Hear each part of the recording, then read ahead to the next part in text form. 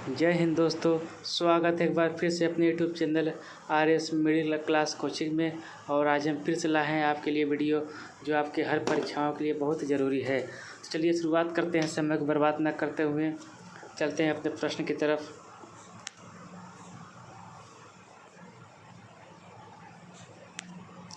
तो ये रहा आज का पहला प्रश्न। किसने सहिष्णुता, उदारता और करुणा के त्रिविध आधार पर राजवंश की स्थापना की थी? किसने सहिष्णुता, उदारता और करुणा के त्रिविध आधार पर राजवंश की स्थापना की थी?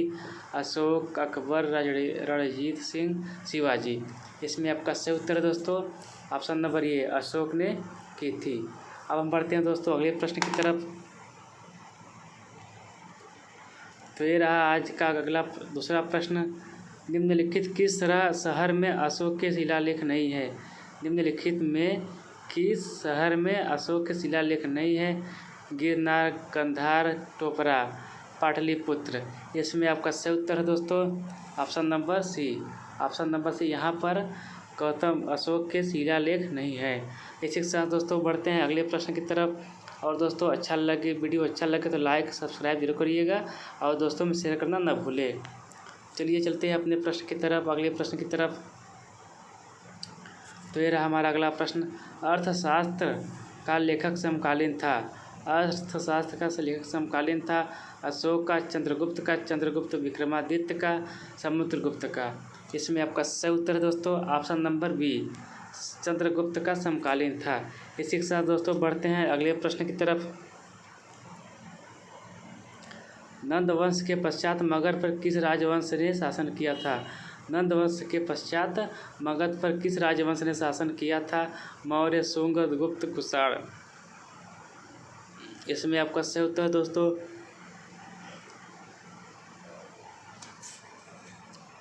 ऑप्शन नंबर ए, नंद वंश के बाद मगध पर मौर्य वंश ने शासन किया था।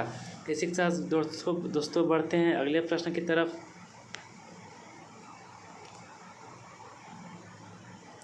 मौर्य काल में शिक्षा का सर्वाधिक प्रसिद्ध केंद्र था? मौर्य काल में शिक्षा का सर्वाधिक प्रसिद्ध केंद्र था। इसमें आपके ऑप्शन है वैशाली, नालंदा, तक्षशिला, उज्जैन। इसमें आपका सही उत्तर है दोस्तों ऑप्शन नंबर सी, तक्षशिला, जो मौर्य काल की शिक्षा का सर्वाधिक प्रसिद्ध केंद्र था।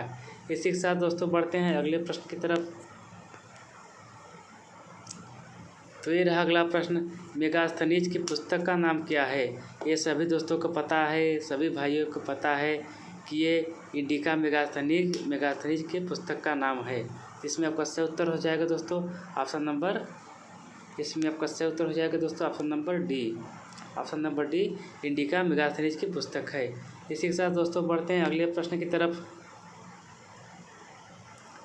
जिसके ग्रंथ में चंद्रगुप्त का विशिष्ट रूप से वर्णन हुआ है वह है भास, शूद्रक, विशाखदत्त, अश्वघोष। इसमें आपका सही उत्तर है दोस्तों option number C. Option number C, जो चंद्रगुप्त मौर्य का विशिष्ट रूप से वर्णन हुआ है।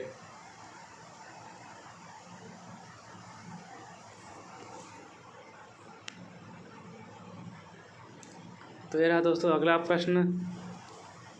वह स्रोत जिसमें पाटलिपुत्र के प्रशासन का वर्णन उपलब्ध है? दिव्यावन, अर्थशास्त्र, इंडिका, अशोक के शिलालेख। अशोक के शिलालेख। इसमें आपका सही उत्तर है दोस्तों अशोक के शिलालेख। Option number D is right उत्तर है। अब दोस्तों बढ़ते हैं अगले प्रश्न की तरफ।